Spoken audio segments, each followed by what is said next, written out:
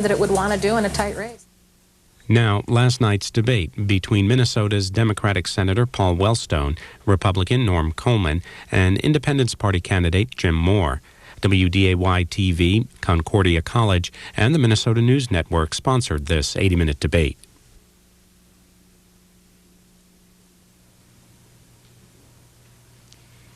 Good evening, everyone, and welcome to Concordia College in Moorhead for this critically important U.S. senatorial debate. I'm Concordia College's president, President Thomas Thompson, and on behalf of the college, I want to express what an honor and a real privilege it is to host this historic event. We are grateful to be a part of the partnership that has made this debate a possibility. We are also pleased to have all of you on our Concordia campus tonight and thankful for the extensive live television and radio coverage, making it possible for so many of others to join us throughout the Minnesota and surrounding areas. We trust that 90 minutes from now, Minnesota voters will be better prepared to make thoughtful and informed decisions as they cast their ballots November 5th. Concordia College in Moorhead is an ideal venue for this spirited and lively debate. After all, spirited and lively debates happen every day in our classroom and throughout campus. As a nationally recognized liberal arts college, Concordia Moorhead remains committed to its mission of providing an excellent education that prepares our students to influence the affairs of the world with both integrity and a deep sense of purpose. Tonight, each of us has a great opportunity to learn and discern more about who might best represent Minnesota in influencing the affairs of the nation and the world as our next U.S. Senator. At this time, I'd like to introduce Mr. Don Davis, Capitol Correspondent for Forum Communications, who will serve as the moderator for tonight's debate. Don, we welcome you to Concordia College in Moorhead. Thank you, Don. Thank you.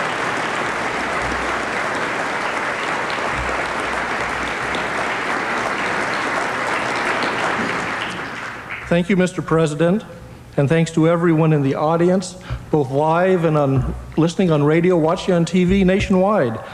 We appreciate you being part of this debate. Sponsoring this debate, besides Concordia College Moorhead, are the Independent Community Bankers of Minnesota, the Minnesota News Network, and Forum Communications. This debate is being broadcast on Minnesota News Network radio stations statewide. It's also on WDAY radio in Fargo, Moorhead. On television, viewers are tuned into WDAY and WDAZ in western Minnesota and KSTC in the Twin Cities. Plus, C-SPAN's Public Affairs cable television channel is showing the debate across the country. We have all this coverage because we have a hotly contested U.S. Senate race, one of the most expensive and the most closely watched races in the country. And tonight we have the three candidates doing the best in the polls. Yes, three candidates. Independence Party candidate Jim Moore received an invitation yesterday after a weekend MSNBC Zogby poll showed him with 6% support.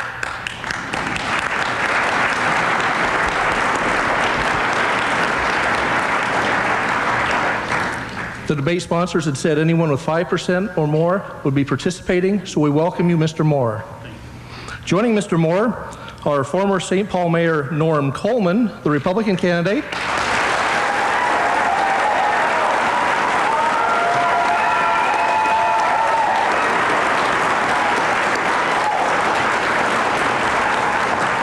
and also two-term Democratic Senator Paul Wellstone.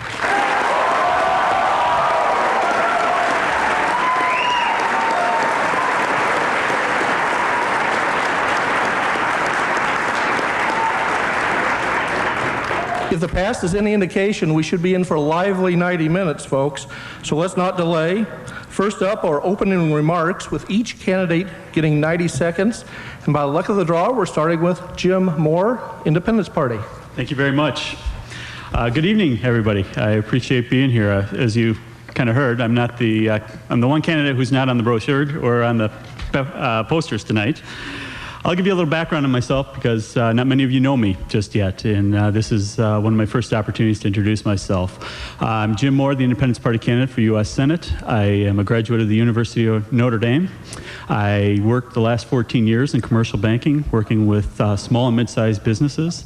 I live in Minneapolis with my wife, who has been my best friend since 7th grade, and we have 3 children, most recent of which was born on September 1st. As if we didn't have enough going on in our life, I decided to take on the biggest challenge in politics in the state of Minnesota, and that is to take on these 2 gentlemen next to me. I truly believe that we need to get away from politics as usual. I had quit my job to enter this race, and it's primarily because I'm tired of political discourse continuing to degenerate into sound bites and 30-second nastygrams. So quite frankly, I want to come in, talk issues, and give you a solid third alternative. I think I'll be a fabulous senator for you, and I think I'll be a common sense guy that you'll appreciate. Thank you very much.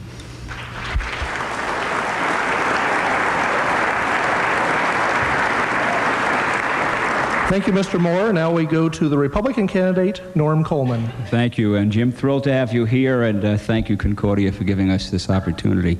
The name of our country is the United States of America. Our founding document begins, "We, the people." In these difficult times, as always, the core of our greatness is unity. Division hurts, and unity works. I want you to ask yourself, what's a senator for? The first thing a senator does is get what his people need from their government: prescription drug coverage under Medicare, fully fund special education, better rural Medicare reimbursement rates, open markets for our farmers to sell their harvest. And by any standard, after 12 years in office, the incumbent has failed to deliver on those needs of ours. The other crucial thing a senator does is build consensus. When broad bipartisan coalitions were built in Congress to provide necessary tax relief, to reform welfare, to reform education, to foster international trade, even to provide for our national defense, the incumbent chose to be outside the mainstream, outside the consensus, outside the views of average Minnesotans. God gave each person 2 ears and 1 mouth, and I believe He intended for us to use them in that proportion.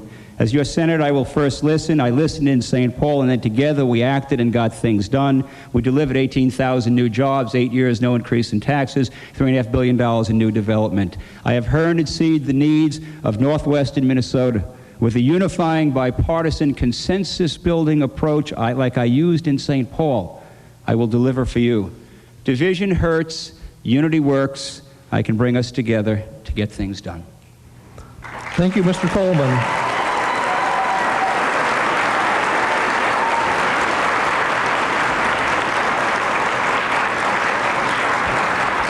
And for his opening remarks, Paul Wellstone, the Democrat. Thank you. Let me thank the sponsors, and let me thank Concordia College. There are a lot of students here, and I was a teacher for 20 years, and I used to say to students, politics is not about labels, it's about trying to improve the lives of people. And I'll just tell you, it is such an honor to be a senator from Minnesota. And as I travel the state now, politics is very personal. I mean, in northwest Minnesota, farmers say it's not production, Paul. If we don't get some disaster relief, we won't have any future. In our schools, we're cutting teachers, and class sizes are going up. 2 of our kids teach. I hear all about it. I run into people who've run out of their unemployment benefits. Other people tell me, Paul, I've lost my job, and now I've lost my health care coverage. What am I going to do? Small businesses say to me, I can't afford the health care coverage any longer for my employees. What are we going to do? Family farmers say, listen, we can compete with anybody, but please make sure it's a fair trade policy. Senior citizens say, I can't afford these prescription drugs, and so do other Minnesotans as well. And so many people that I talk to in Minnesota really want this economy to work for them. We've got to start putting people first again. We've got to have an economy that works for people, and I'm looking forward to this very good discussion that we're going to have tonight. Thank you.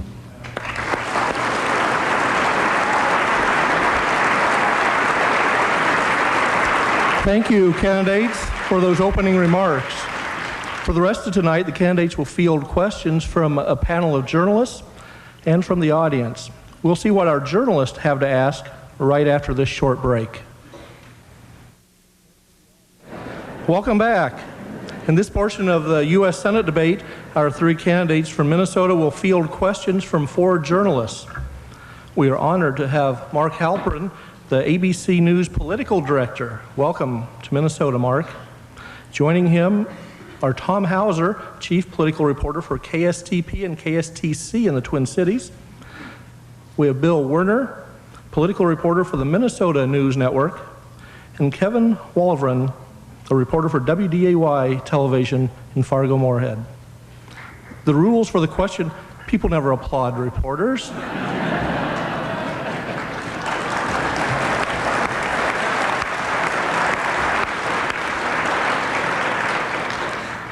The rules for the question and answer portion of the debate are simple, candidates.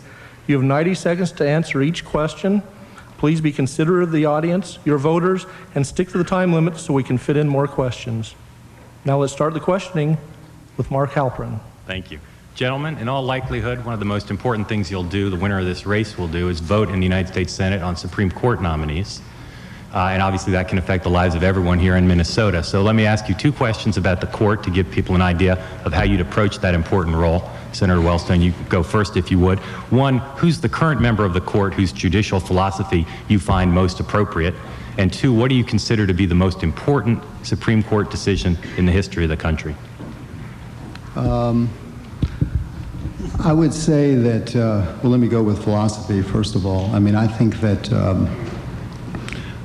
to me, what you want to look at is you want to look at someone with a judicial temperament. You want to look at someone who can balance different points of view. You want to look at justices with a sense of justice, I think you want to have justices who have tremendous intellectual integrity and really can do well in applying the Constitution as a living document to our times. I think among the justices, let me tell you, my favorite one was either Thurgood Marshall or Brennan. And I think Stephen Breyer is, right now, would be the one that I would put the most focus on. And in terms of a decision? Pardon? In the history of the country, which decision do you think has been most important? Oh, I'm sorry. Most important decision? Either Brown versus the Board of Education. I love Juan Williams' book about Justice Thurgood Marshall. Or I think Baker versus Carr on reapportionment, because I think it's important that each person be counted as one and no more than one. Mr. Moore? Yeah, for me, I think one of the justices that I respect the most is David Souter. I think he provides the right balance on the court, and I think he's one of the few that got right to the heart of the decision in Bush v. Gore. He really focused on that. And as far as the case, I'd have to go with Brown for the Board of Education. Primarily a separate but equal clause was stricken down, and I think that was a landmark decision in civil rights, and it really allowed our country to progress. Mark, I think, first of all, I think the process has been highly politicized, and I think that's the detriment of the judicial system. If I was in the United States Senate, I would apply the same standards to appointees of a Republican president as I would a Democratic president. I think you look at, are they qualified, and there are ways to measure that. Bar associations do that, and we look at judicial temperament. Do they interpret the Constitution kind of strictly? I'm not looking at judicial activists, somebody coming in and kind of doing it their way. But there's certainly, I'm troubled by what I've seen going on lately, and that's, by the way, both parties. Again, I think you got to apply the same standard Democrat, Republican presidents. I think Sandra Day O'Connor, even though, by the way, Ruth Bader Ginsburg and I went to the same high school, not at the same time, but the same high school, I would certainly look at Sandra Day O'Connor. I think she brings a balanced, conservative, but balanced approach to the process. In terms of decisions having the most impact, you might want to start with Marbury versus Madison. Which gave the court the authority to be able to do the things that it does. One of the early decisions, but certainly in contemporary times, Brown versus Board of Education, I think, would be the decision. Thank you, Mr. Coleman. For our next question, we go to Tom Hauser, Chief Political Reporter, KSTP, KSTC in the Twin Cities. Tom. All right. Unless you have somebody else in mind, the question will first go to Mr. Coleman. Actually, I did have someone else in mind, so by the luck of the draw, Senator Wellstone, you will go again first. In 1991, you voted against the resolution authorizing the Persian Gulf War when the first President Bush was in office. In 1998, you voted in favor of airstrikes against Saddam Hussein and Iraq when President Clinton was president, saying that Iraq was not complying with UN sanctions and the inspections process. In 2002, you again voted against a resolution authorizing a possible invasion of Iraq when the second George Bush was president. Please explain why you took those varying positions, and I would like your opponents to explain what they might have done had they been in a similar position. Yeah. In '91, I took the same position that General Powell took, which is not opposed to military action, but I thought that we had not explored all of the options. To me, it's always the last option, which is my consistent framework, Tom. In '98, as opposed to an open-ended authorization for unilateral military action, including a ground war in Iraq, the focus was on specific airstrikes of specific targets where it was clear that there was weapons of mass destruction. Each situation is very different. On this last vote, I made, I'm here at a college, I'm here in Minnesota. People want you to make the very best decision. I made an intellectually and personally honest decision that it would be a mistake to vote for an authorization, a resolution that authorized an administration, any administration, to go at it alone for unilateral action, preemptive military strike, including ground war. I think that's a mistake. I think that we should work with our allies. I think it's far more important that we focus on disarmament, that we insist through our allies that Saddam Hussein live up to it, and that if, in fact, then there has to be action, that we have our allies with us and that we are part of an international community. I believe that is the right decision. So I voted against the resolution, and I thought that was the honest vote for the people I represent and love in Minnesota, for my country, and for the world that I live in. Mr. Moore, put yourself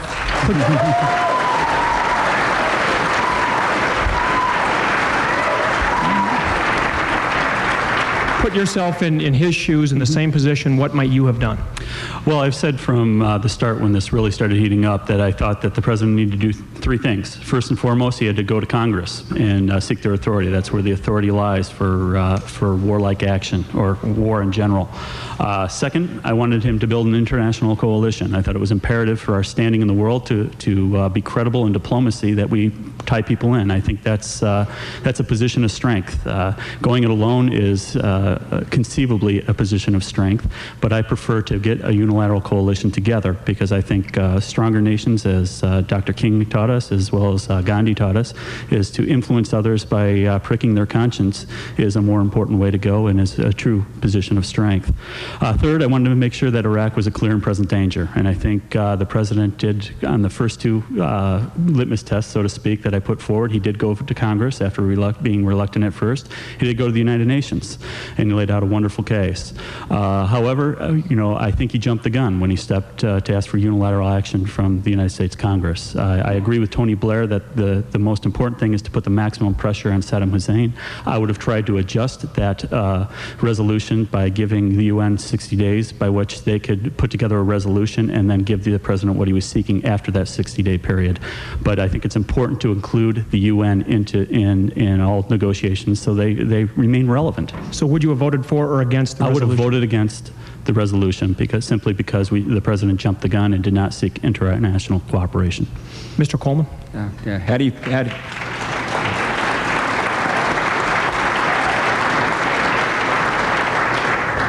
I think the question is really, how do you put maximum pressure on Saddam Hussein?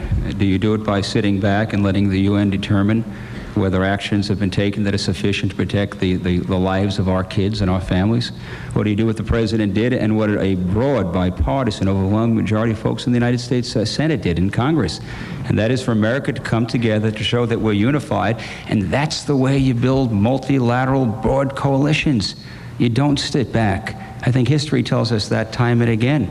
So the president did what was asked. He went to the UN, he went to Congress, he got a broad bipartisan coalition, 75, 77 members, the United States Senate. I think the consequence of sitting back would have been terrible. Senator Wellstone, I believe, was wrong in 1991. History has shown that we needed to go after Saddam Hussein. He had said no. It's interesting, in 1998, the resolution 98 is broader than the resolution today. The resolution in 98 is a simple resolution that gives the president the authority to take appropriate action. Senator Wellstone voted for a resolution in 98 that gave the president full authority, unilateral, take appropriate action. And he's certainly taking a different stance now. I would have voted in 98 with the president. I would have voted this year with the president. And again, in the interest of getting peace, you need to be strong, and then the world comes together, and I think history will prove that to be correct.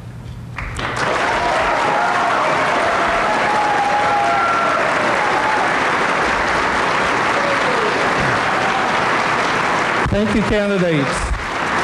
Now, Bill Werner of the Minnesota News Network, it's time for you to stump the candidates. Okay, thank you, Don.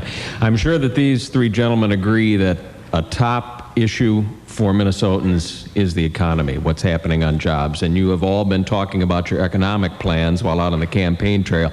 My question specifically is directed to Mr. Coleman. You're talking about the St. Paul Renaissance in your campaign trail, and there are some indications that that Renaissance is losing steam in the capital city. Are you being honest with Minnesotans in saying that you were solely responsible for that, or was part of that a happenstance with a good economy that is now sour? Yeah. Bill, I wouldn't say that I was solely responsible. And in fact, by the way, I was a Republican mayor working with the Democratic City Council. Everything that we did to grow jobs in St. Paul was a result of reaching across the aisle and working in a bipartisan way. But goodness gracious, we did keep a lid on taxes for 8 years. We cut regulation, I think 3/4 of licenses to do business. We grew 18,000 jobs. We, I think, more than doubled the value of taxable property in the core downtown. And the good economy helps, so you take advantage of that. You take advantage of it by then reaching out. Bill Lawson came to St. Paul not because of good economy. We got the NHL in St. Paul not because of a good economy, because we work together in a bipartisan way, working with the business community as a partner. You cannot be pro-jobs and anti-business. I work with the business community, and we did what I think is the most important issue for Minnesotans, whether it's in Northwest Minnesota or anywhere, and that is to grow jobs. That's what we did. And you don't grow jobs by the senator's position, which is to raise taxes. You don't grow jobs by increasing government regulation. You grow jobs by cutting taxes, getting the regulators off your neck. Talk to small business about that. You work in a bipartisan way. You work with the business community. In the end, the best thing that I could do for a kid in St. Paul was to make sure mom and dad had a job, and we worked very hard at it. And I believe we, not I, but we, in a bipartisan way, were very successful.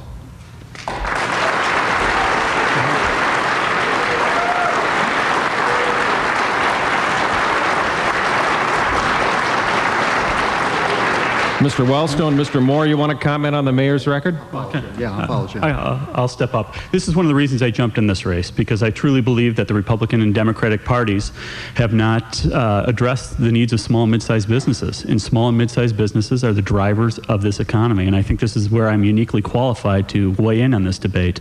I've spent the last 14 years nurturing these companies and helping them through tough times and through good times. And all of them created their own jobs. I just helped them along the way. But I know something about economic growth, and I also know something about bringing development to greater Minnesota. I've had several companies that I worked with that brought great opportunities. One in particular opened up a new plant up in Eveleth that created 200 jobs. It was a smaller company in the $15 to $25 million range, but they created 200 jobs. Too often we focus on the large companies as the barometers of these growth, and it's the small and mid-sized companies that really can drive our economy, and they don't need the big breaks that the Republican and Democratic parties hand out. This one company did it with $200,000 grant. And I think this is one way we can be a little more efficient with our dollars and how we spur growth, especially in greater Minnesota. Mr. Wellstone? I'm just waiting for the applause for Jim.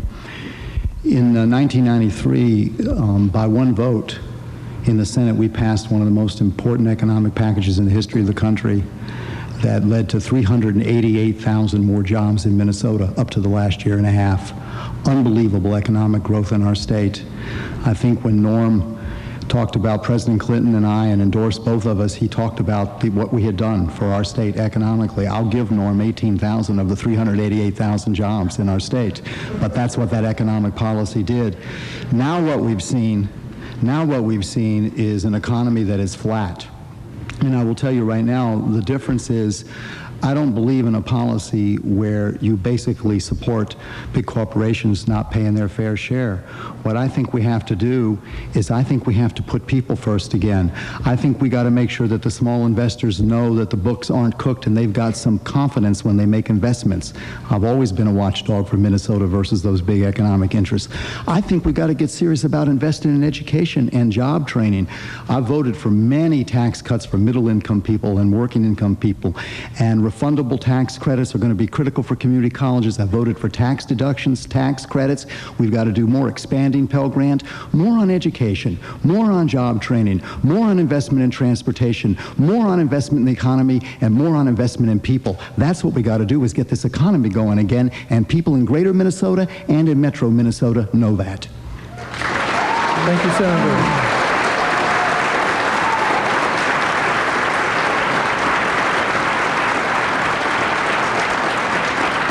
Our next question is from Kevin Wallevand, WDAY-TV.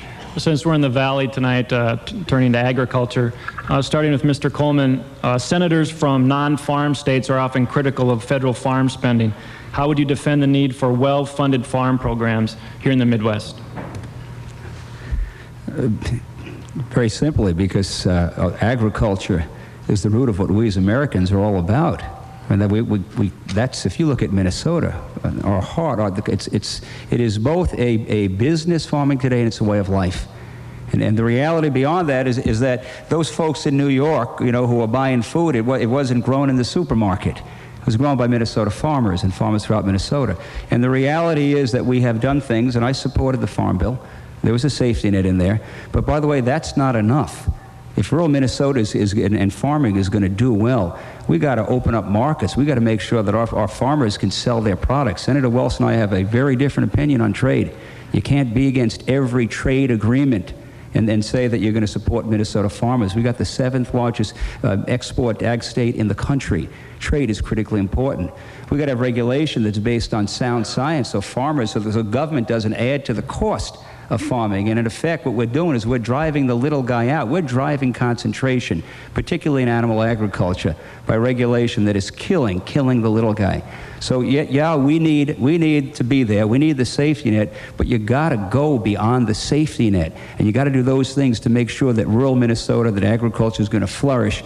And I'm certainly committed to that. And our country, our state, depends on that. Mr. Moore. I'm of the solid position that we have to have a good, sound farm policy. We're the breadbasket of the world. We're also the breadbasket of our country, right here in the Midwest.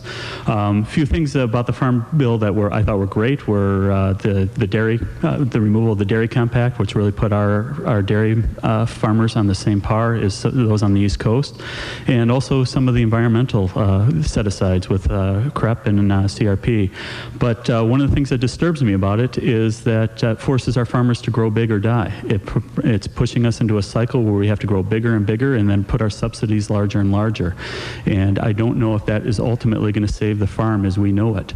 I think the farmers that I've spoken with recognize that to some degree, but the solutions are difficult here. We're competing on a world economy. We need to open more markets, and I think we need to focus on providing value-added options for our farmers so they can get into areas where they can improve their margins beyond what they're getting on their commodity prices, and allow them to get involved in co-ops without the threat of heavy antitrust regulation. So I think there's a lot of room for us to go, but I think this bill was a good step in the direction, and we need to work to get to a point where we can try to ultimately not to be such a heavily subsidized economy on the farm side.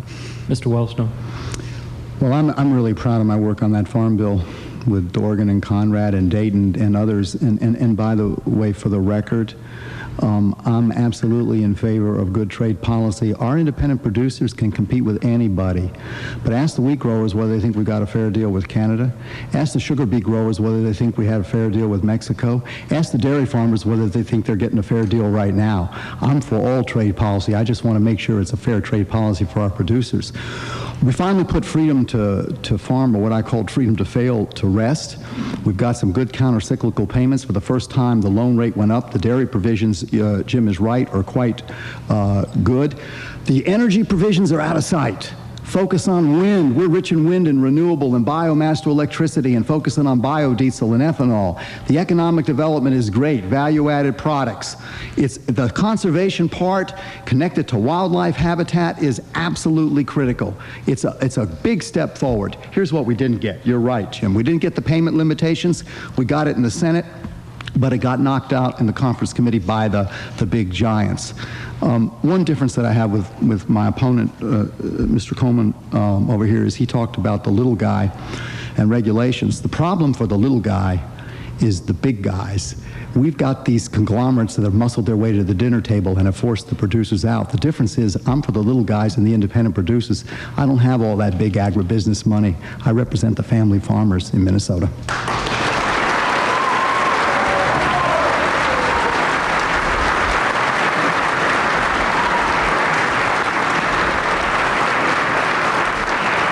Well, reporters, you've had your first chance at these candidates, and I have to tell you, this is the least lively debate I've seen these guys at so far.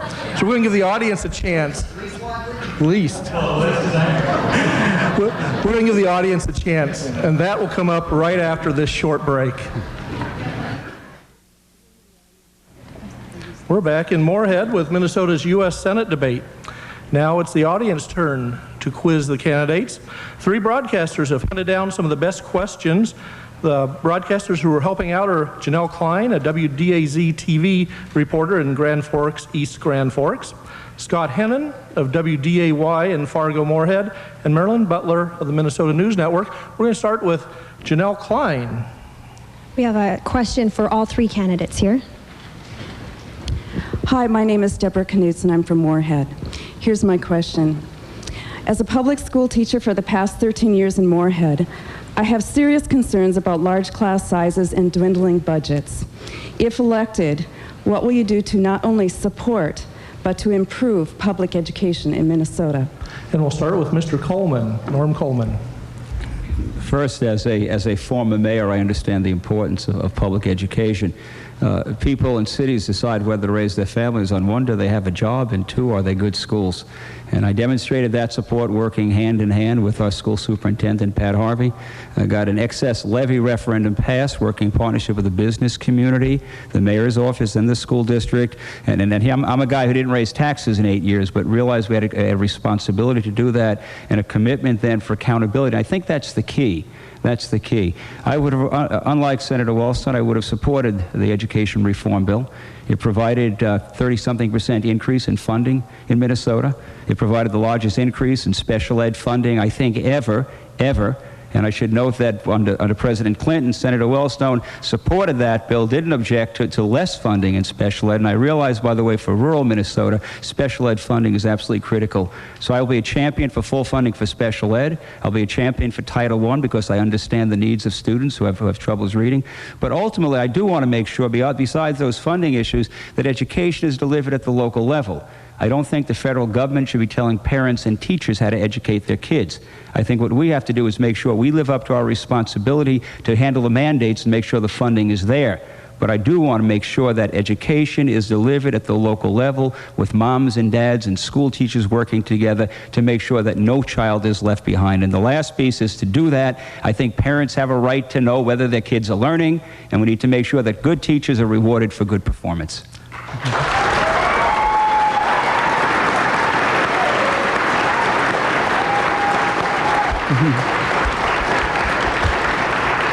Okay, next up is Jim Moore of the Independence Party. Well, I think Norm hit on a good key point, is the special education mandate that has not been funded. And as we've seen, especially even in the Moorhead district, I think the last numbers I saw, we had spending of $3,000 per student and special ed spending of $1,600 per student. That's quite an increase over time. The cost of special education is eating up the ability of our schools to keep broad-based educational programs intact. And the federal government needs to step up, and I think all three of us are in agreement with that. Two other areas that I'd like to see the federal government get involved in. First of all, I'd like to say that I'd like to keep most funding on state and local level, with the exception of that special education mandate. But I'd like us to focus on testing that measures improvement in student achievement, as opposed to testing that focuses on a snapshot in time. I think too often we don't have a useful tool in the testing that we have now, the standardized tests. We've got to find a way to bring some subjective criteria within those tests. But most importantly, I want to focus research on learning styles. I think that's a critical development in our students over the years, is different children learn in different ways. Some are visual, some are auditory, some are hands-on manipulative. They have to stay involved. And we need to give the teachers, our teachers, the best tools they can have to get the lesson plans through to each and every student within their classroom. So that is one of my pet projects, and I hope to spend a lot of time and garnering research dollars for that. Thank you. Thank you, Mr. Moore. Now, Paul Wellstone, the Democrat. Let me first of all thank you for being a teacher. Two of our children, Marcia and Mark, are teachers. One of them in White Bear Lake, one of them in St. Paul. Let me, second of all, say to you that the irony, and I hope it won't prove to be a bitter irony, is that for many years there were all these deficits. And finally, because of that economic plan of '93, we got out of the deficits. Remember, we went to surpluses and we had the money to invest. I fought my heart out for Minnesota when we finally had the resources. And last year, in the last Congress, in the United States Senate, with the support of Harkin from Iowa and Hagel, bipartisan, we passed an education bill, the Elementary Secondary Education Act, that provided the full funding for education, the 40% commitment, which would have been $2 billion for our state over the next 10 years. It would have made all the difference in the world. Passed the Senate. I voted for it. Then in conference committee it was blocked. The administration wouldn't support it. The House Republican leadership would not support it. 9 out of 10 members of the Minnesota congressional delegation, including all of the Republicans, joined me in voting against it because we all decided that we represent Minnesota. We don't take the orders of the White House or anyone else. We're there for children and education in Minnesota first, and I'll be fighting it again and again and again until we get that funding. Thank you, Mr. Wellstone.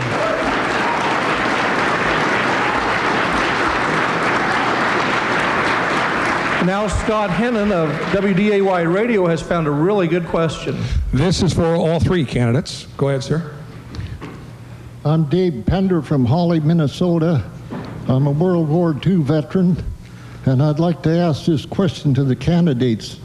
What are you guys going to do about the national debt, or are you going to keep spending? We'll start with Mr. Moore.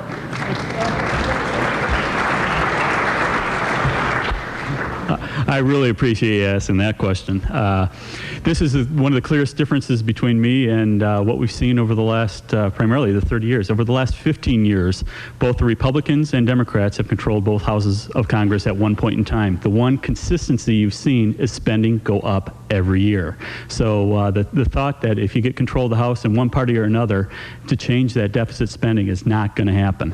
And that's what the Independence Party sprung up based upon, is trying to bring some common sense discipline to our budgeting process. We recognize that money doesn't solve all problems, that we have to be more efficient in what we do, that we have to focus, and this is one of my biggest concerns, on the overall debt, which is an anchor on our economy.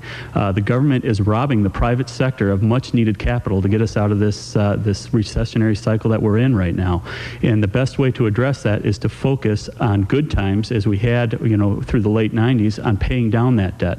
I would not have voted for the president's tax cut plan. I think that all needed to be applied to the debt. The only thing worse than that would have been to increase spending, as you pointed out. But I wanted to focus on reducing that debt so we'd have the ability to meet the challenges we're facing today from this deeper recession than we expected, as well as the war on terrorism. So it's critical upon us that in good times we focus on reducing the debt. In tough times like this, we may need an economic stimulus that will increase spending in the short term, but I think we just accelerate spending programs that are already in the queue and bring our technology up. Thank you, Mr. Moore. Now to Paul Wellstone, Democrat. Well, I appreciate the question, and again, I go back to the economic policy of 1993. We finally did away with the deficits, and we could begin to work on the debt. And then we had the tax cuts, which was fiscally irresponsible. I'm for some tax cuts. I think you want to stimulate the economy, but I don't understand basically saying that big corporations don't have to pay anything at all, and I don't understand 40% of the benefits going to the top 1% of the population, families with incomes of $297,000 and over. To me, that's fiscally irresponsible, and we should not be doing that. Lord, this is starting to make me a conservative because I don't like to see these deficits going up again. But I want to say one other thing to you. We do have to make some investment. You're a veteran, and I will tell you one thing right now. We're fighting very hard for veterans health care. As a senator, I was able to get record amount of money for veterans health care several years, and we finally began to make the investment we needed. You know, we had a new nursing home in Fergus Falls, renovated one in Minneapolis, have drop-in clinics for veterans in greater Minnesota so they don't have to travel so far. I'm very worried now that we are not making the an adequate investment in veterans health care, and so we do have to also make sure we make the investment in people and put people first. That's the other piece we have to do, as well as being fiscally responsible. Thank you, Mr. Wellstone. Now Republican Norm Coleman. I don't think anybody in the audience has to worry about Paul Wellstone being conservative when it comes to spending. I don't think that's going to happen. You know, Deficits are burdens on our kids and grandkids, and we have to deal with them. And the question is, how do you do it? You don't do it with the senator's approach, which is to spend. He has, what, a $600–700 billion universal health care system, national health care that he wants to put in place. I think he's got about $1.3 trillion in spending that we calculate. That's not the way you do it. And Jim, with all deference, do you really think you're going to get in there and you're going to change Congress, that you're going to be able to get all this done? There is something about the reality of not just fighting for something. Senator Wellstone's been fighting for the family farmer. We lost 10,000 last year. He's fighting for special education funding, and he's on the conference committee, and nothing gets done. It's about getting it done. I was mayor of a city in which we did keep a lid on spending, in which we did keep a lid on taxes, in which we did make investments in infrastructure so that you grow jobs and you grow the economy. We've been hit by recession. We've been hit by war. We've got some heavy things facing us, but you don't grow jobs by raising taxes or increasing spending. I have done it, and I've done it in a public system, and I got to tell you, it's not easy. But the fact is, you can bring fiscal discipline, you can invest where you need to invest, you can grow the economy, you can grow jobs, and we can have a very bright future, and I believe I can play an important part in making that happen. Thank you, Mr. Coleman. That answer your question?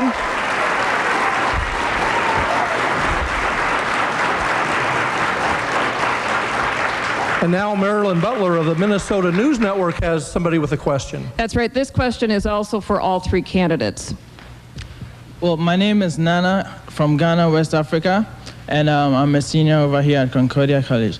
My question is, what have you done in the past, and what would you do, or what do you think should be done about diversity in our community and then the state as a whole, given the increase in new Americans in the country?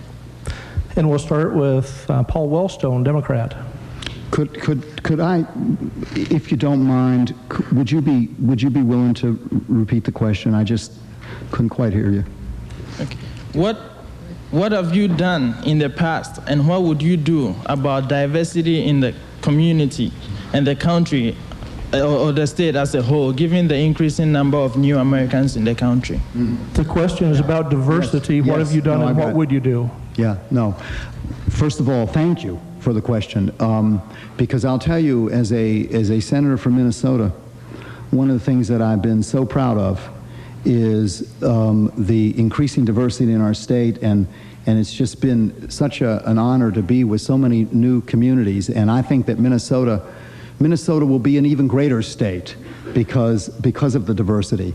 So what do we have to do? Look, I'm a teacher. I'm going to start out with education. You know I am. I see you smiling. Education to me is not only good for the economy, it's also the foundation of opportunity.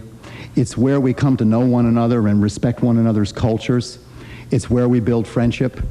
And to tell you the truth, education is the most important single thing we can do to actually make sure that our citizens are able to participate in the work of democracy. So that's number one.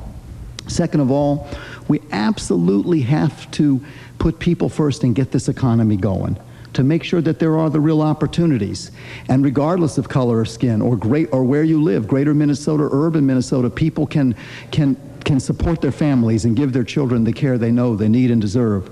And then finally, if you don't mind, I'd like to just emphasize work that I'm really proud of because I think it's a Minnesota tradition, which is internationally human rights work. I think it is so important for our country to lead with our values and always be promoting the importance of human rights throughout the world. These are some of the things that, as the United States Senator from Minnesota, I so strongly believe in, which I think are so much a part of our state's values. Thank you, Mr. Wellstone.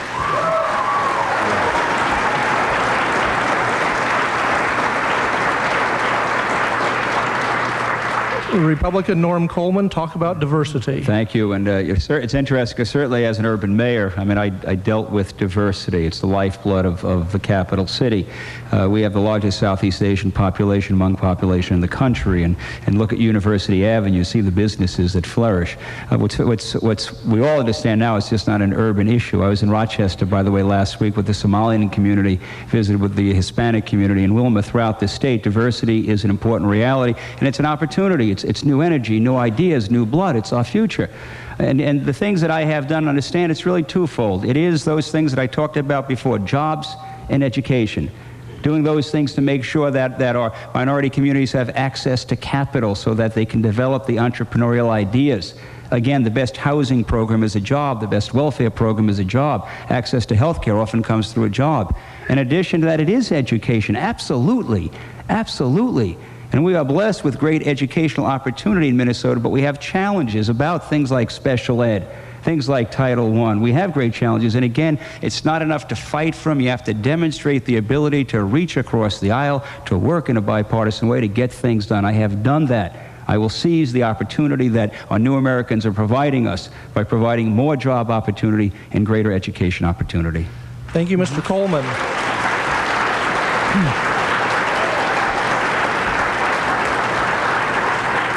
And now Jim Moore of the Independence Party. I'd focus on three things. First, I'd focus on demanding excellence. I think demanding excellence inevitably creates diversity. You're looking at the best. You're looking at the content of character, not the color of skin. And I think that's another thing that Dr. King taught us so well. Next, opportunity. Opportunity in both education to be able to get the tools that individuals need to make a contribution to society, but also opportunities to be able to use those tools in an environment that gives you a standard of living that you can be accustomed to or that you can provide for your family for. Third, we need, and this is something I don't hear enough about anymore, is enforcement. We need to enforce our anti-discrimination laws, and we need to be aggressive in that. It's very imperative that we make a level playing field for all individuals, and enforcement is a critical component of that. One of my childhood heroes was Hank Aaron, and I still recall vividly when I was watching him trying to break Babe Ruth's home run record, and I was hearing about death threats as a 7-year-old, I believe it was. I couldn't understand why people wanted to kill Hank Aaron, and I remember asking my mother why. She told me, well, because some people just despise others for the color of their skin. And I remember my response. I cried. And to that point, I've focused on justice and equality for everyone in our society. That's what America stands for. Thank you, Mr. Moore.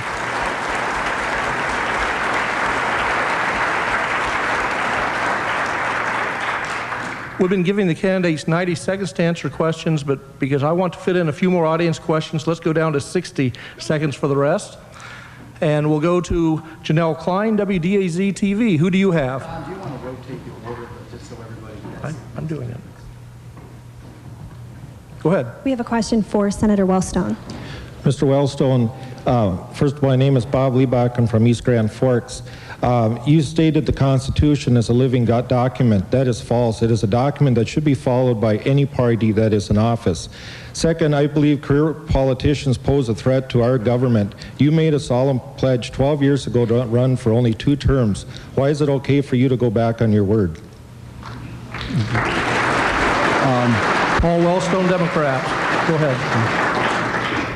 In 60 seconds, first on the Constitution, there are some who think it's like a yardstick and then you measure every law by that, but I think we apply the Constitution to our daily life, and I think that's what our founding fathers meant, and I think that's the way we do it.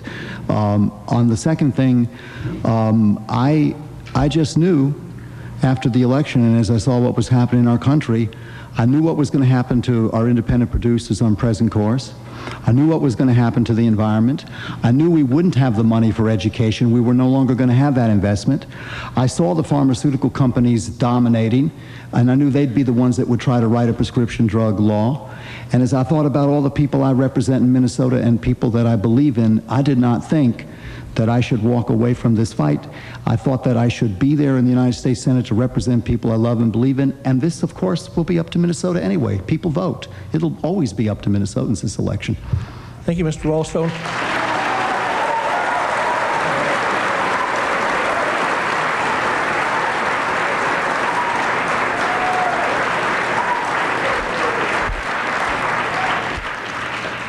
The clock is ticking a little too fast. We need to take a break, so we'll be right back after this short break. Thank you. We're back in Moorhead at Concordia College with a U.S. Senate debate.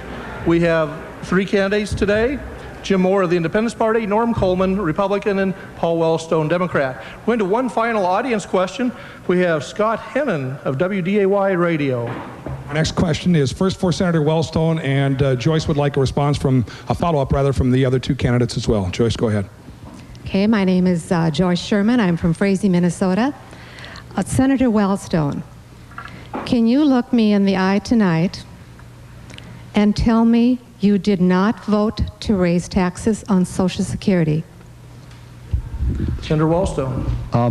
I can tell you that the whole attack on raiding Social Security Trust Fund is completely distorted. I can tell you that in the 1993 economic plan, I think that there were taxes raised on probably everybody in order to get this country going again. And I can also tell you that the greatest threat to Social Security are the proposals to privatize it and take Social Security money and invest it in the stock market. I will tell you right now, that's one of the big differences in this race. My opponent sometimes has said he's against it. Sometimes he said he's for it. But to me, we're talking about 730,000 Social Security recipients. I am adamantly opposed to taking Social Security money and investing it in the stock market. I think that is the wrong thing to do, and it's a huge difference between the 3 of us on this question. And that was to Mr. Wellstone. Did he answer your question, ma'am?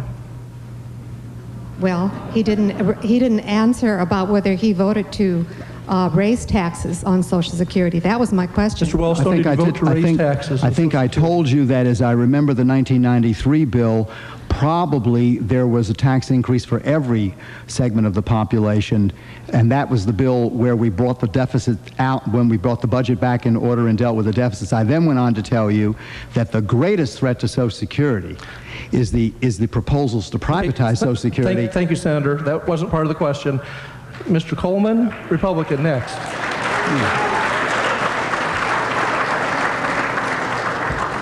I think taxes Social Security is wrong. I think the Senator's record reflects that at least on 7 occasions he voted to raise taxes, to tax Social Security.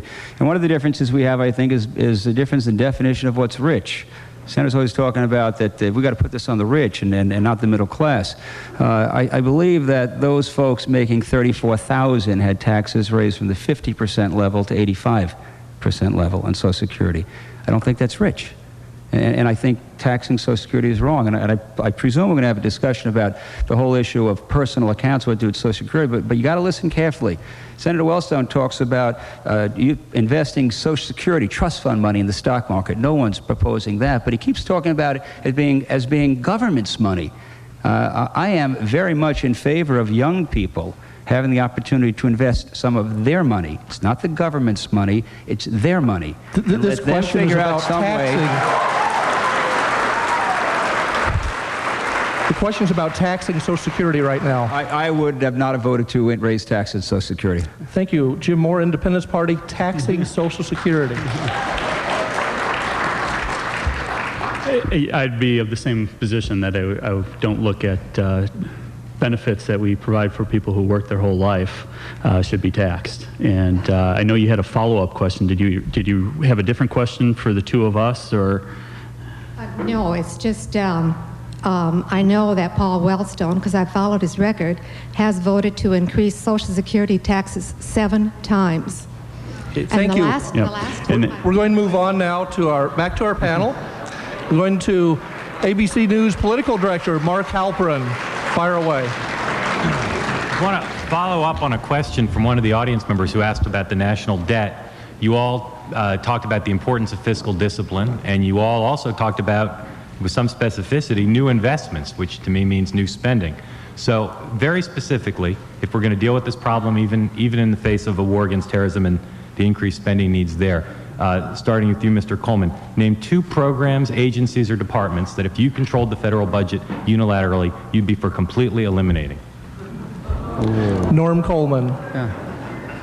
I don't know, Mark. I can't sit here and tell you today what I'm going to what departments I eliminate. And again, I want to step back. I've governed a city. I got faced with that same question when I got elected mayor of St. Paul. And for 8 years, we didn't increase taxes. In fact, I collected less money in property tax from my taxpayers in St. Paul when I left office than when I took office. 8 years. And I don't know, perhaps another city in America the size of St. Paul where they were able to do that. I think there are areas that we should be able to find ways to cut costs. I was involved in dealing with Medicare fraud for many, many years in the Attorney General's office. I think there are ways to cut fraud, cut waste. Gosh, I don't even think some of our agencies, and maybe, I'm not sure whether it's education, but we can't even get their budget certified because of accounting problems. So I would go in there and apply the experience that I have in doing those things to cut back on waste, but I don't think that necessarily says we need to eliminate an agency.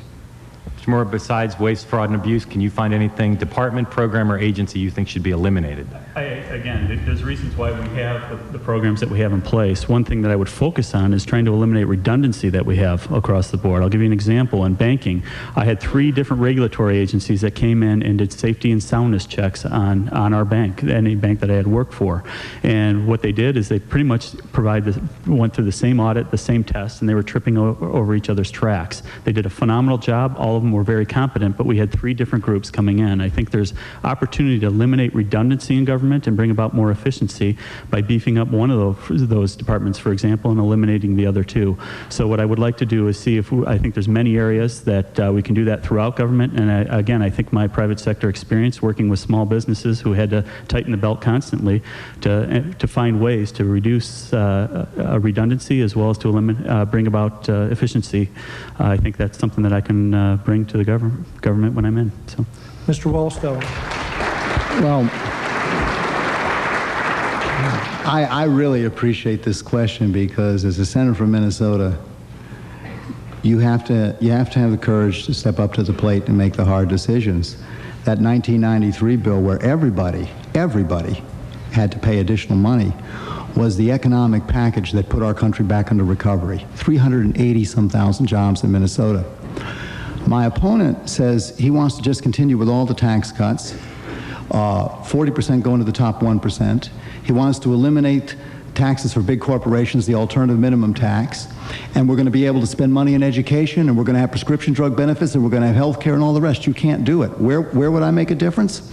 I'd eliminate the Bermuda Triangle boondoggle for companies that go over there, renounce citizenship, and don't pay their taxes. I'd go after corporate welfare. There are all these tax expenditures that are in inverse relationship to need that go to powerful economic interests that do not need them. The difference is I represent the people in Minnesota. I'm a watchdog. I don't represent those big economic interests. I'm more than willing to go after the subsidy that they get. Thank you, Mr. Wellstone.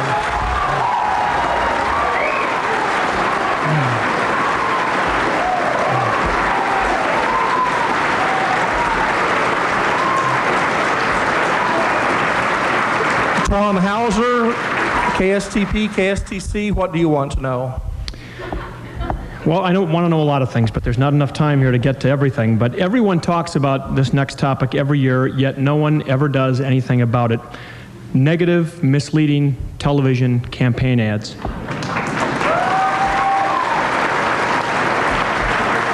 And Mr. Moore, I'm going to want you to weigh in on this as well, even though you're not running any ads right now. But first of all, I would like Mr. Coleman to cite one ad by Mr. Wellstone or the Democratic Party or one of the special interest groups supporting him. Cite an ad that you think is misleading and distorts your record. Mr. Wellstone, I would like you to do the same for Mr. Coleman. And then the follow-up question is, if politicians are going to mislead while running for office, why should voters believe they won't be misled once you get in office? Norm Coleman, you have 1 minute.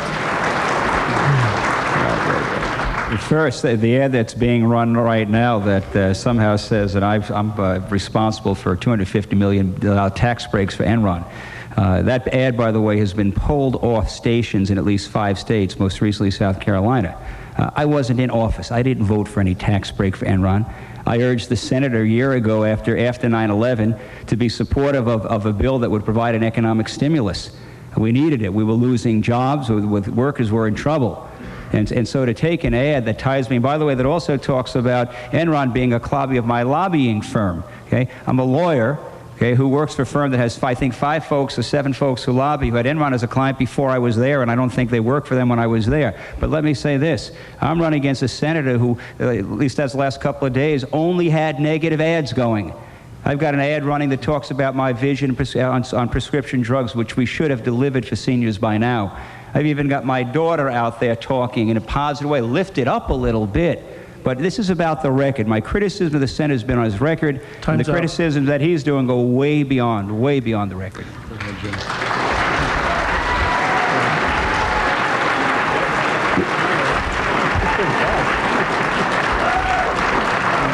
Thank you, Mr. Coleman. I think we should probably go to Mr. Wellstone next.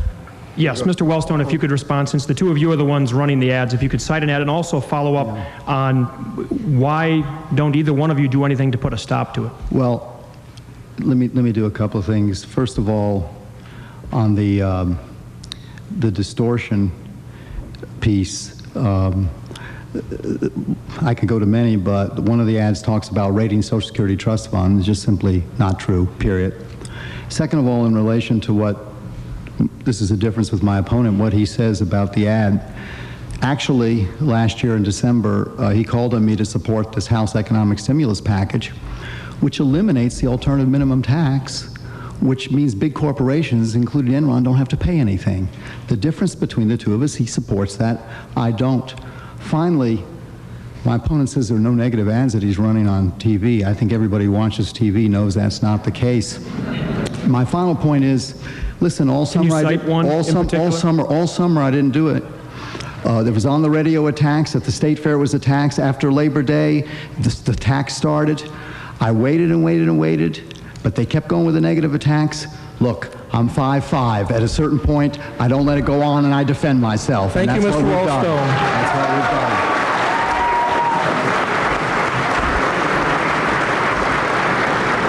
Mr. Moore, do you have anything to say about this? Absolutely. This is one of the reasons I got into this.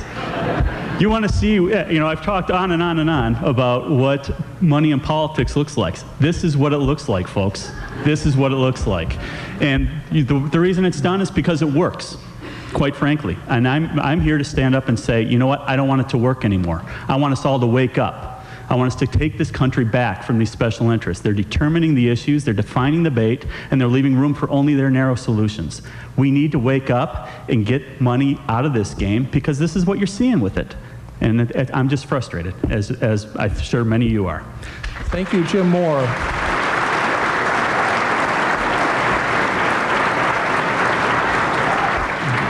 Bill Werner of the Minnesota News Network, you're next. Thanks, Don. I'd like to follow up on a question that the lady from Frazee asked about Social Security. Senator Wellstone and Mr. Coleman and Mr. Moore, don't feel bashful. I know you won't be bashful to respond to this also.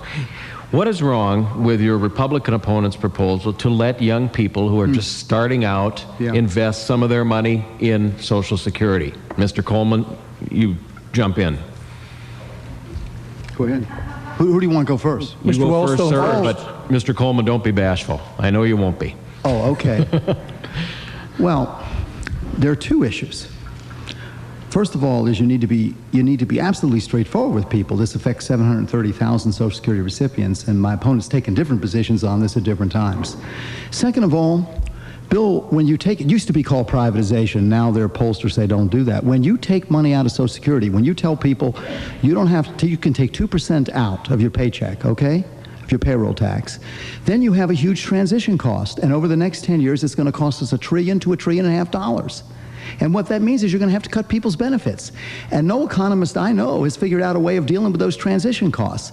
That's what's so dangerous about this proposal, besides which most people aren't real comfortable with relying on the stock market right now. I don't want to take the security out of Social Security. I represent 730,000 Social Security recipients in Minnesota, and I do not support this idea of taking Social Security money, and that's exactly what it is, and invest in the private stock market. Mr. Coleman, is he right about this transition cost? What he's not saying is that if he does nothing, be straightforward. If you do nothing, you'll do what the politicians did in 1983 when they cut benefits, they raised taxes, and they pushed up the age of retirement. The reality is that the baby boomers, us, are going to be coming up pretty soon, and there are going to be lots of us, and there are going to be very few workers behind us. What we have to do is find a way to make sure that younger people get a greater return on their investment. So what we have to do is deal with the transition costs. And I'm willing to work at that. I'm willing to do something. What you got the senator doing is telling old people that somebody is taking their money and investing it in the stock market, and that's not being straightforward, Bill. Mr. Coleman, the longer-term issue here, Mr. Coleman, and I think it's what Senator Wellstone is alluding to, is what if these folks, these young people, put their money in the stock market goes belly up again, and then we've got a real problem. Bill, I would give these young people the same opportunity that Senator Wellstone and folks who work for the federal government have. And they have thrift saving plans where they can take a portion of their retirement and they can invest it in either low, medium, or higher risk investments. You have professional handling of those so that they can get a better return on their investment. But it's their money and it's not the government's money. Okay, but you're not worried.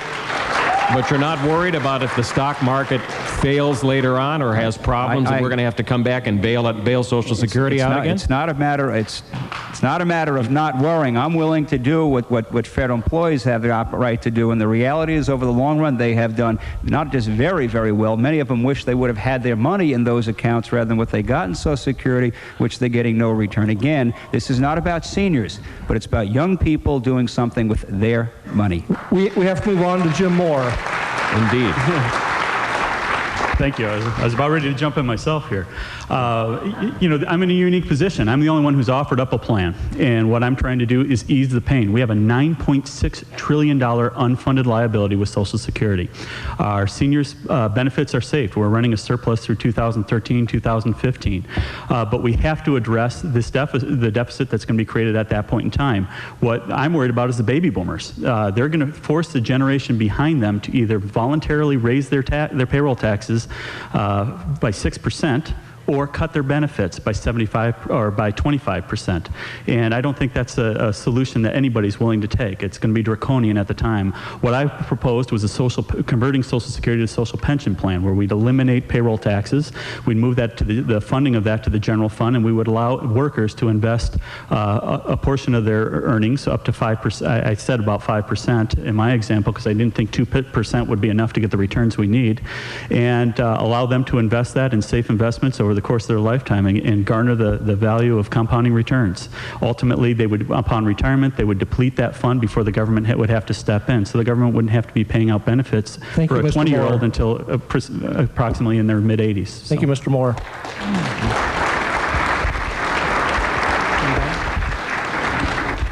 We are rapidly coming to the end of tonight's debate. We'll be back with another question or two on the candidates' closing statements right after this short break. We're back with Minnesota's U.S. Senate debate. The last segment, we're going to start out with a question from WDAY-TV reporter Kevin Wallevand. What book have you read recently or are reading right now that complements or would complement your life as a public official? Mr. Wellstone, we'll start with you. Wow. What if I'm not reading any books? No, I am. That's a problem. I'll tell you what, Kevin, if I wasn't, I'd make up one. It'd be too embarrassing. It would be too embarrassing. I'm reading a book by Michael J. Fox called Lucky Man, which is a beautiful book about his struggle with Parkinson's disease. I'm reading a biography of Andrei Sakharov, who was a great human rights activist in Russia. And those are the two books that I'm reading, although the last book, I forget the title, is I'm reading a book by Joe Stiglitz, which goes to some of our discussion, who was with the World Bank on international economics and sort of our role in the global economy. Those are the books that I'm reading right now. Mr. Coleman? Yeah, I like actually to kind of escape a little bit of some of this. Vince Flynn, a local author from St. Thomas, wrote a new book that I just picked up the other day. I'm reading Tom Clancy. Op Center books, which are variations of Clancy, but to supplement, in terms of the stuff that may touch me here, Adam's biography, it's good. I mean, it's important stuff. But I have to tell you, to be very candid, we spend so much time at this that when I'm done with dealing with politics and policy and all that stuff, I like to escape into reading spy novels and John LeClaire and The Spy Came In From the Cold and all that stuff in a world that who knows whether it's happening out there, but it's fun to escape on occasion. Mr. Moore? As far as this year, I finished one book and I started another, and I just haven't been able to get through, and that's Founding Brothers, which I think is immensely helpful to get a feeling of what the personalities of our founding fathers were like. I've only gotten part way, probably about a third of the way through that book, maybe half, but the other book that I did get through was Black Hawk Down. And I think as we're facing some of these threats, security threats and these flare-ups throughout the world, it gave me great insight as to how we deal with conflict that can put our soldiers in harm's way against immense odds, and how well they perform under those odds and how well trained they are. And I think it's imperative to me, these guys need a pay raise. Thank you. Mark Halperin, ABC News, your turn. Thank you. Before September 11th, this country had a lot of problems: family breakdown, drug and alcohol abuse, routine violence in our media, and of course September 11th has caused a lot of problems now in this country. I'd like you to say, starting with you, Mr. Moore, how big do you think the emotional and spiritual crisis in Minnesota and America is now, and what kind of leadership is needed to solve it? I would disagree that there's a crisis. I think Americans have proven over history that we're the most resilient population on the face of this earth, particularly since our infancy. There are difficulties that we face, but we always rise to the challenge, and we always try to make sure we have the resources for those who do not have the ability to meet those challenges, as many may do. So I think it's critical that we continue to support the programs that are available to give people the tools they need to cope with this. But again, Americans are resilient. We step up. I look at the World Trade Center. They said it would take 2 years to clean it up. We did it in 9 months. We didn't want that sitting there. And I think that's a testament to the work ethic of Americans and the true spirit that burns within each of us. Senator? Well, interesting question. Part of what Jim said I agree with. I think that in many ways we discovered that we need each other as never before, given what happened to us not just a little more than a year ago. And we came together as a nation, and I saw a lot of goodness in people, and I see a lot of goodness in people in Minnesota today. I think that there are some struggles too. I mean, I have done a lot of work dealing with the problem of post-traumatic stress syndrome, and I think that for some of the firefighters and law enforcement people in New York, they've really been through hard times. A lot of families suffer tremendous loss, and they're really going through hard times. As I travel around Minnesota, I think people are strong. I agree with what Jim has said. I think we are united. We really are. But I also think people are worried. I think people are worried about the economy. I think people are worried about terrorism. They're worried about what they hear about in the D.C. area right now. And I think people are also, you know, worried about Iraq and what's going to happen. So I think it's going to be, leadership to me is calling on people to be their own best selves and figuring how we can support one another, even if we don't agree on all issues. Mr. Coleman? Mark, I am a profound optimist. My favorite quote is David Ben-Gurion, first Prime Minister of Israel, said anybody who doesn't believe in miracles is not a realist. I believe in the American spirit, but I have to echo what Paul said. People are worried. Well, look what's going on in Washington. The folks are afraid to put gas in their car. They're not shopping. Think about the impact that's going to have on the economy. Folks worry about their jobs. I travel around Minnesota. There's a great deal of concern about that. There's no question. And I think the kind of leadership that's needed is the kind that gets away from the partisan bickering. We can't get a Homeland Defense bill through. We can't get a terrorism insurance bill through. We can't get a budget through. I think we support what the president's talking about with faith-based initiatives. That's important, strengthen faith. I think we do those things that strengthen families. That's very critically important. And then we do those things that put Republican aside and Democratic aside and figure out a way to come together to solve some problems in this country. I did that as a mayor in St. Paul, and I really believe I can provide some of that leadership in America when I get elected. Thank you, Mr. Coleman.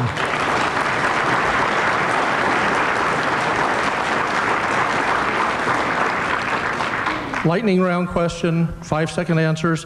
Should a U.S. Senator cut deals or compromise his ideals to get something done for the state? Start with you, Mr. Coleman. Well, I don't think the answer is cut deals, but should you compromise to get something done? Yeah, you do. You bring principle to the table, and then you figure out a way to get it done. It's not about cutting deals or compromising, but it's getting it done. Mr. Moore. You compromise, but you don't sacrifice integrity. Mr. Wellstone. You compromise, but you do not set aside your integrity. I think I've heard that one. As I said before, the clock is ticking way too fast. We have just enough time left for the closing statements this evening. Each candidate gets 2 minutes, and by a drawing before the debate, we're going to go the same way we did the opening statements. Jim Moore, the Independence Party, 2 minutes. Well, I drew number one twice, so I'm hoping that's a good omen. It's a difficult road for a third-party candidate who doesn't take big special interest money.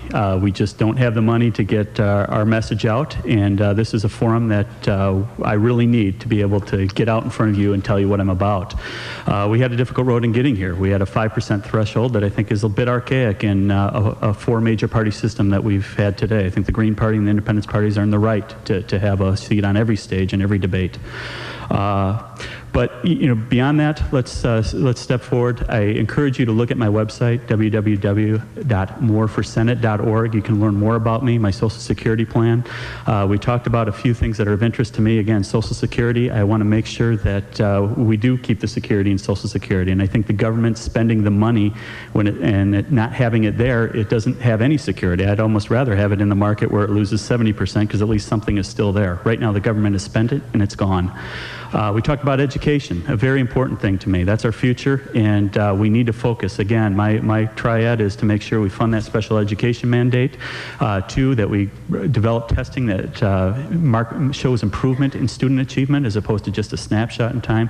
But most importantly, that we put research dollars into learning styles so we can get lessons plans across to individual students in the most efficient means possible.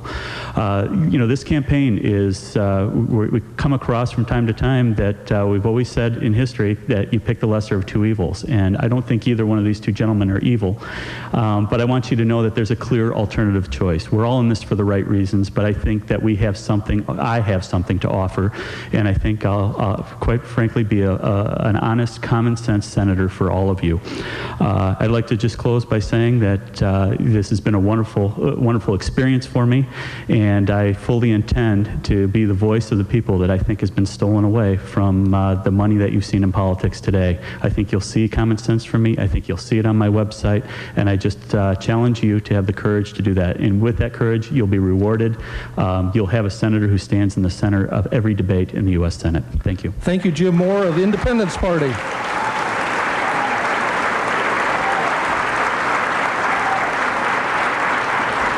And going next is Republican Norm Coleman. We're picking a United States Senator. They'll serve there for 6 years. An incredible obligation, responsibility. A lot of us great ideas, but judge us on what we've done. Judge us on our records. You know, you can feel all the pain, and I do, about, you know, folks out there hurting, and I want to do something about it. And it's not enough to say that you've been fighting for.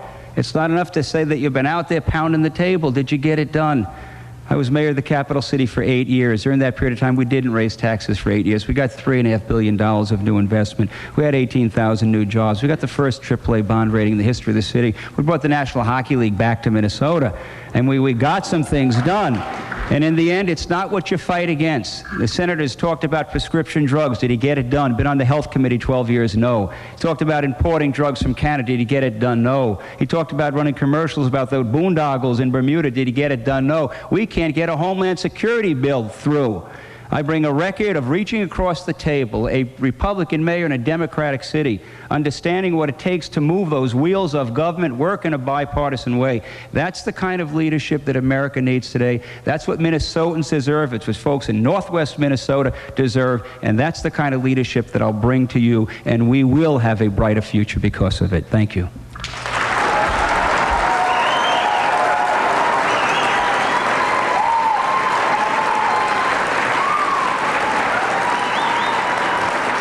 Thank you, Republican Norm Coleman. And now we go to Democrat Paul Wellstone. Well, I kind of like what Jim said at the beginning, because for me, being a senator from Minnesota is staying connected to people in my state and being there in public service for people. When my other opponent says not get it done, it depends on who you get it done for. I mean, the legislation that I've passed has been right there on education, right there on tax credits for higher education, right there on more funding for public education. The legislation that I've passed created 383,000 jobs, or 388,000 jobs since 1994. Now, look at where the economy is going. The legislation that I've passed has been a good farm bill that works for our independent producers. The legislation that I've passed is the homeless vets bill. The legislation that I've passed is more money for veterans health care. The legislation that I've passed is with the McCain-Feingold campaign finance reform bill. The legislation that I've passed is prescription drugs so we can re-import it back from Canada. We passed it in the Senate. It hasn't passed in the Republican House yet. The legislation that I've passed is the children's health care bill. So I think the difference is I represent people in Minnesota. I don't represent the pharmaceutical companies. I'll admit this tonight. Everybody in Minnesota needs to know this. I don't represent the pharmaceutical companies. I don't represent the big oil companies. I don't represent the big health insurance industry. I don't represent the big financial institutions. But you know what?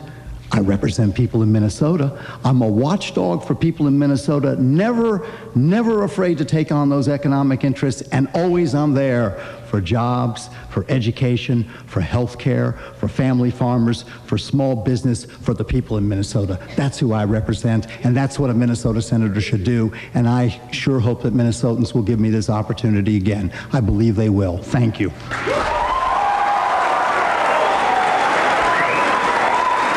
Thank you, Senator Wellstone.